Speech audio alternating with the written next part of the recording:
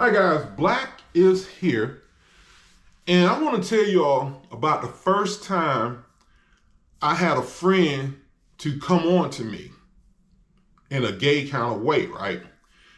Okay, I was normally the person coming on to friends, so it was quite unusual for someone to come on to me. Now, there was a friend, well, he was a classmate, came on to me when I was like 13. But anyway, let me tell you, let's move up a little bit. This was in I think it was 1989. So I was 18 years old. Okay. I had a friend, we'll just say his name was Keith, but it wasn't Keith. It did start with a K.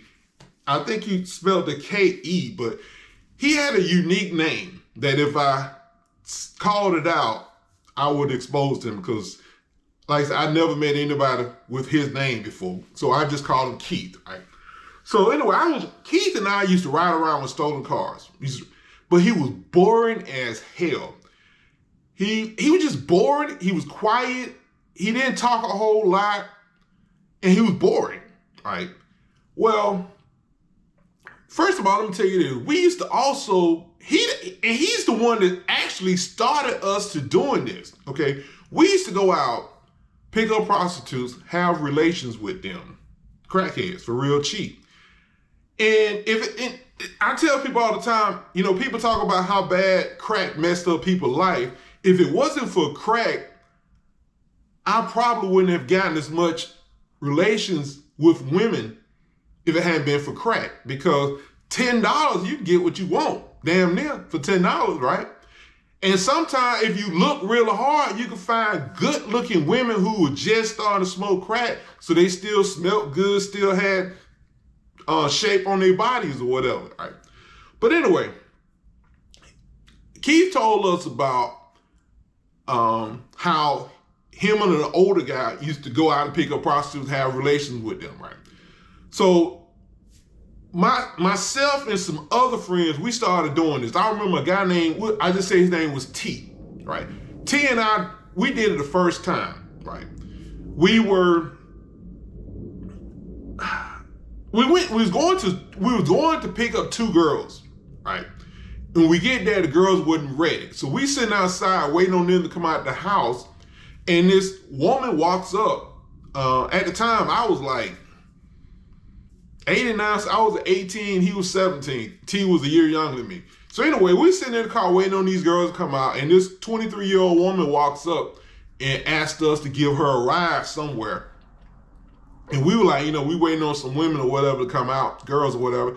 And she's like, I have relations with you guys for, I want to say $20. I really don't remember the dollar amount. Well, anyway, we end up taking her around the corner, forgot all about the girls. We take her around the corner to this school that had closed down.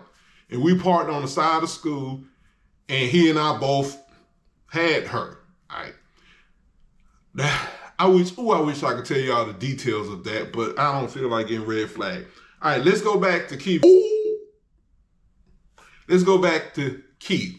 I said his real name, but I had to remove it. Anyway, we ran around in a stolen car, and Keith asked me, could we go and park? We used to park at this cemetery called Lincoln Cemetery. It sat on a hill, and you could look down the street, and any policeman, anybody come up, you will see them before they come to you.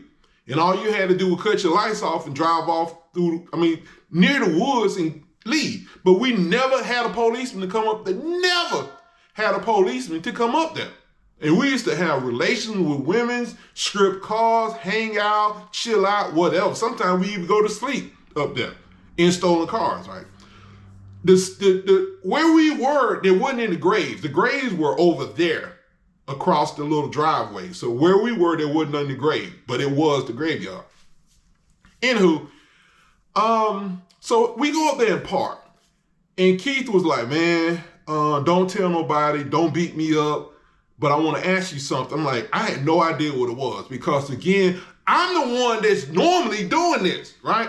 So he's like, man, can I Monica Lewinsky you? And I was like, what? And he's like, man, don't get mad, man. Come on, man, don't get mad. I said, no, I ain't mad. What did you say? And he was like, man, can I Monica Lewinsky? And I was like, really? And he's like, yeah. And I was like, you want to do that to me? And he's like, yeah. I was like, oh, okay, cool. So I whipped it out. He went to work. Now, I don't reach the promised land from that. Never have I ever. I'm 53 years old. I've never reached the promised land from just somebody. In prison, we call it giving a person understanding. And I also I Googled that word understanding, wondering, was it going to be a prison term? I never saw one. But that's what we called it in prison, understanding. Also called it brain. But anyway, damn it, I said his name again. Anyway, Keith did that. And I mean, I enjoyed it, but again, I don't get off from it, so I could do without it. So I told him I wanted the bottom. I wanted his fudge round, right?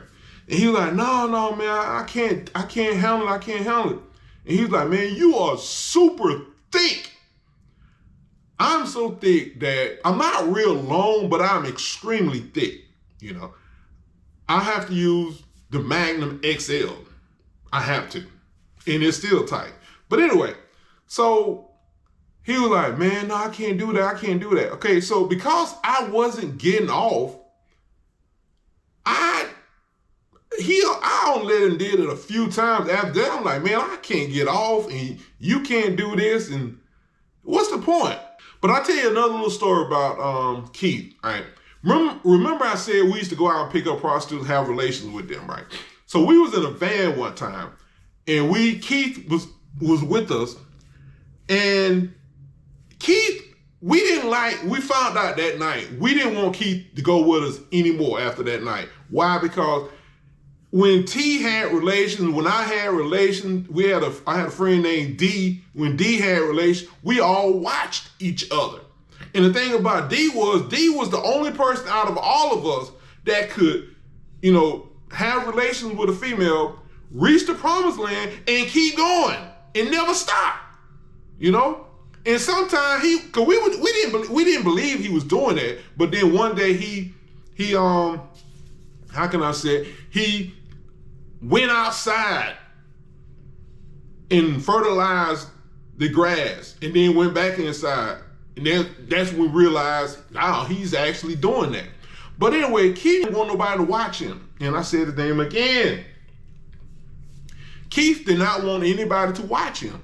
So we like, if we can't watch him do it, what fun is that? Well, I brought it up to say this. Keith and I, you know, we talked a lot about different things, you know, how he got started, how I got started. Because he said he had heard that I messed around, but he didn't believe it, right? And that's something I found out. I was surprised. I didn't think nobody knew, but turns out some people suspected, people had heard that I had messed around, because actually I had came on to D when we was in high school. He turned me down, but we were still friends. We still hung out. As far as I knew, there wasn't any kind of friction, but he apparently had told some people that I had came on to him. Anywho, but yeah, we didn't want to go out. Oh, get back to the Keith thing. So yeah, Keith told me that he didn't get off with females. He could not get, his F-150 would not crank when he's around female. And speaking of that, hell, it didn't crank when he was with me. Cause I don't know, he was real dark skinned, and I remember he didn't stink. He just did not smell as fresh as I wanted him to. So I didn't really want to return the favor to him.